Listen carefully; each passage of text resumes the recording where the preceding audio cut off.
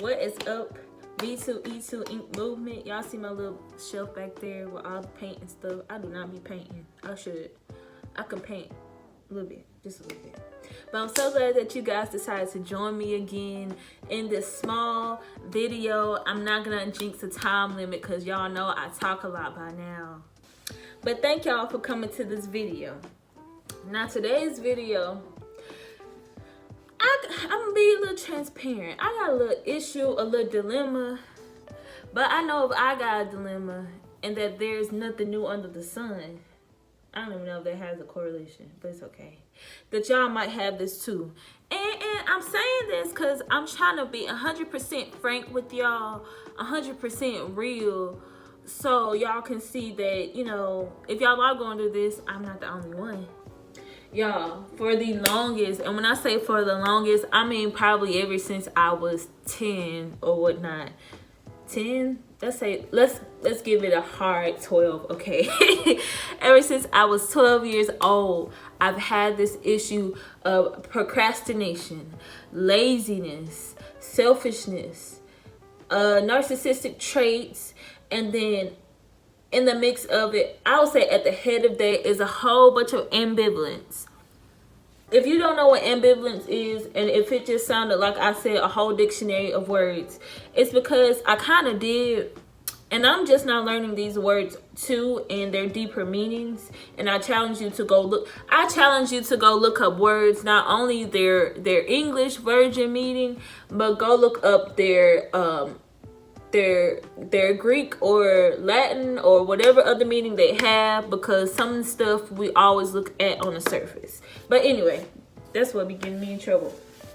So let's talk about ambivalence. Ambivalence is like you thinking that you can do something, but immediately a thought contradicts it that says you can't. It's always contradicting thoughts. It never leads you to a point of decisiveness. It's just always, okay, I think I can go ahead and, you know, get this job and get this work, and boom, you don't end up doing it because also your thoughts, your contradicting thoughts say, girl, you is not qualified for this job. You cannot get this work. What's this got going on? You got to take care of this. You got to take care of your parents. You got to take care of your kids. This is in the way. There's no way. So you ultimately end up doing absolutely nothing. Like, you just sitting there like a knot on the log, and that doesn't help.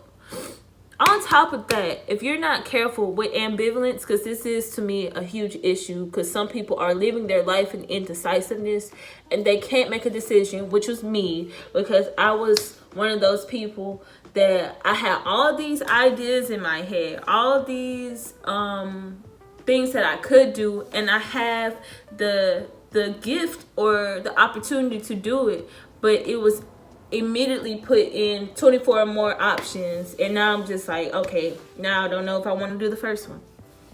If you're not careful, that stuff can lead to procrastination. Procrastination is the enemy. Do you hear me?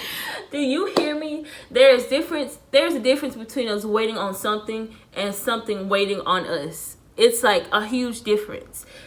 If I know that there's $50,000 at the bank with my name on it, and I have 3 days to go claim this $50,000, I should in no way, if I have nothing else ahead of me, nothing else that will stop me, wait till the second day at a certain late time, or the third day at the exact time to go pick up the money. And then they say, oh, well, you know, you missed it. And you might be like, I had 3 days. Okay, but you had also the other 2 days. You like, procrastination is like, if I get there, I may not get there at the time that I was supposed to get there, but I might get there. And it's still like, it makes you expect the same benefits or the same things that you would get if you were there on time in the first place. It's impossible to work when you are in procrastination, because there's always time. And I don't know if y'all watch the news or just have your ear to the streets in your hometown or anything, but time is on nobody's side. Time is not best friends with you or the person down the street or the person next door to you. It's not on nobody's side. So procrastination will really have you sitting there like, okay, I can wait. And by the time you wait to that time where you think you need to go ahead and do it, it don't even have the same benefits. It don't have the same surprise.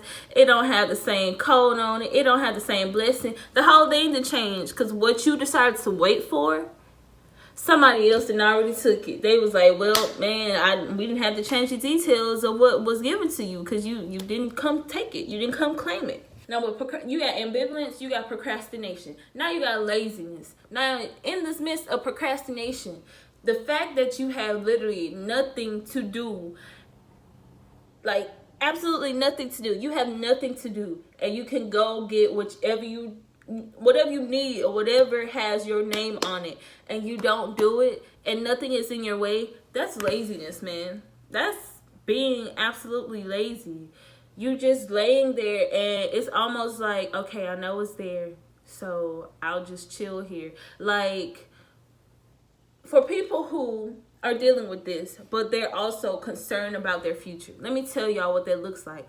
That looks like you are, well, one, it looks selfish. And that's, I guess we can go ahead and talk like about both of these. That looks selfish and narcissistic. What you're saying is your blessing is so entitled to you that it needs to come to you directly, to your room, under your nose, in your eyeball. Like, it's, you don't deserve it, first of all. We don't deserve it. Let's just say that. So the fact that you got it, I think it's very selfish of us.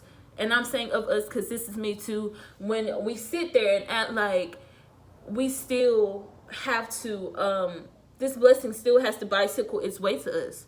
It said that it's there. It notified you on your phone, your email, your sister done called you and said it's there. Your pastor done called you and told you it's there. Your mama did. Even your baby, even your dog and cat done told you that it's there.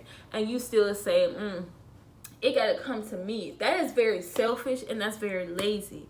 There are people today who cannot walk, who don't have activities of their limbs, who don't have their eyesight, who don't have their hearing, who are disabled, who don't have their right mind. And there are people who wish that they were in a state where they have full mobility and access. And I guess you can say, I don't know how to say it. They wish that they were in a predicament that we were in, that anything can be accessed at the moment. But since they're not, they have to use absolutely everything they currently have.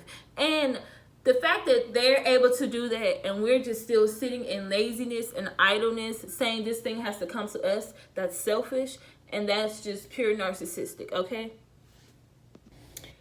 We have to do better. One, and it's also selfish because depending on if we're joined with someone like a friend or, like a spouse or like, your best friend or something, whoever that we're joined to, and we have my battery about to die. That means hurry up. Okay. Anyway, the fact that we're gonna be joined to people and they're moving, I'm gonna give you this. If you have a person in your life and you know that you guys have goals together, that together we're working on this one goal, chances are if a person can create a goal together, they also have their separate individual goals. It's very selfish of us and it's very lazy, and it shows our procrastination and ambivalence and our narcissistic ways. If we think this person can not only work on their personal goal, but they need to be putting full effort in our goal, but we're not putting full effort in our own individual goal, nor are we putting full effort in the goal that we have together, and we're looking at them and just like, are you moving? And you know what? The crazy thing is I'm speaking on myself. Like, I'm talking about myself to the T. Like, I've been watching this happen in my life, and I'm just like, I can't do this, because if I want to get to a certain place and I want this person more than me, I want whoever I'm riding with, who's ever my ride or die, my partner in crime, I want them to get to their place of success.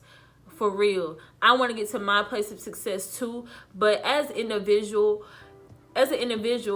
it's very, we can't really be contradictory. We can't be saying like, we need to help each other. If this is our thing, we need to get to our place of success. We should support each other. And we also be saying that, you know, don't worry about nobody else, do you, blah, blah, blah, this and that. We got to balance that.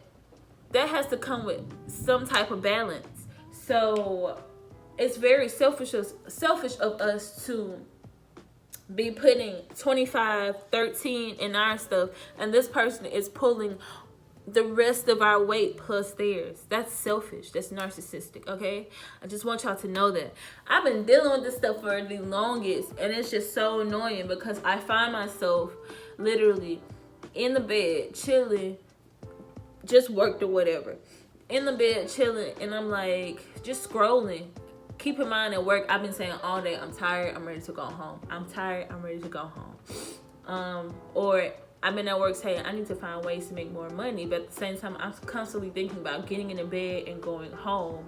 And it's just like, girl, what do you want? What are you doing? Like, that's why I would say procrastinate, that ambivalence and procrastination and that laziness, selfishness, and narcissism. I need y'all to look up them words. And if any of those traits, look up words, videos. If any of those things fall into category to you, don't take offense, okay?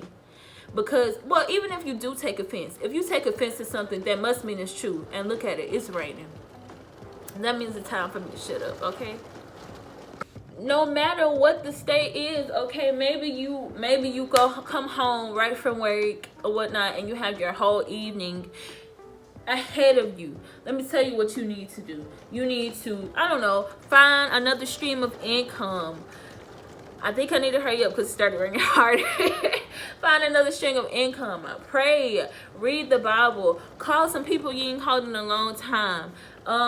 Talk to your parents, talk to whoever, but the procrastination has to stop. Or you know what? Our whole future past is gonna pass us by. Our calling's gonna pass us by. Our gifts are going to like trickle away, and literally we would have to answer for that. Why didn't we take advantage of the time that we have now? Because you was tired? Because no, you can't do that. Take advantage of it now. All right, that's it. I'm done. But that is the end of this video. I hope y'all can hear me because it really just started raining. But rain in Texas, who knows how long it's gonna last.